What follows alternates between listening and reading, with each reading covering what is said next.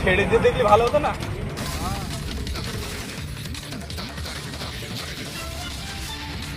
গোয়াল ঘরে মুরগির বাচ্চা খাওয়ার সময় এক গোখরু প্রজাতির বিষধর সাপ ধরা পড়ার ঘটনায় চাঞ্চল্য ছড়ালো হরিণঘাটা থানার মোল্লাবেড়িয়ায়। সূত্রের খবর, হরিণঘাটা থানার মোল্লাবেড়িয়া এলাকায় একটি বাড়ির গোয়াল ঘরে রবিবার ভোররাতে আওয়াজ পেয়ে বাড়ির লোকজন গিয়ে দেখেন একটি প্রায় 5 ফুট লম্বা ক্ষয়ে গোখরো সাপ গোয়াল ঘরে থাকা বেশ কয়েকটি হাঁস ও মুরগি মেরে ফেলেছে ও 2টি মুরগির বাচ্চা খাওয়ার চেষ্টা করছে।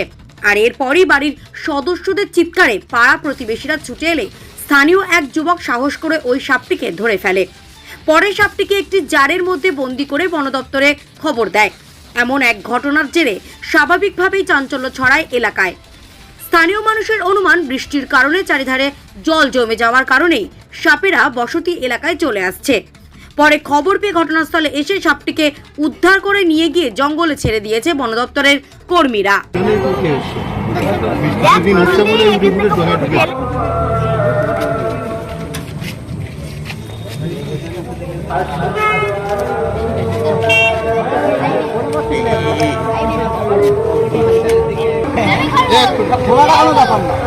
মন্ডলের বাড়ি ডোকের ভিতরে সাপটি ছিল, ওখানে হাঁস মুরগি সব মেরেছে। মারার পরে ওরা যখন ওই ডোক খুলেছে তখন দেখতে পাই যে সাপটা ওর ভিতরে আছে। ওর মুখে 2টো বাচ্চা ছিল, মুরগির বাচ্চা। তখন ওই বাজু মোল্লা বলে ওই ছেলেটি খুব সাহসী, ও ধরে আস্তে আস্তে মানে সাপটা কোনো রকম ভাবে ফাঁকায় বার করে বস্তার ভিতরে ঢুকিয়ে তারপরে এই কৌটার মধ্যে ঢুকাই। বর্ষাকালে বৃষ্টি হচ্ছে সেই জন্য কি হ্যাঁ, বৃষ্টির জন্যই মানে খাল বিল সব ভরে গেছে, ওই জন্যই ডাঙার দিকে উঠেছে, সেই কারণে ধরা পড়েছে। কি সাপ দেখে মনে হচ্ছে? হয়ে গোখরু। আচ্ছা, কোথায় ছিল এটা? এটা টুনু মন্ডলের বাড়ি ওই ডোকের মধ্যে ছিল। কিভাবে ধরা পড়লো? ধরা পড়লো ওরা রাত্রি যখন ওই লাইট মেরে দেখতে গেছে তখন ওই হাঁস মুরগি লাফালাফি করছিল। ও 2টো হাঁস মেরেছে, 2টো মুরগি মেরেছে, 2টো বাচ্চা মুখে ছিল ওর। তারপরে ওই খাওয়া অবস্থায় ওই ধরেছে। তাহলে এখন ধরে কি চিন্তা ভাবনা করছে, কোথায় নিয়ে যাবেন?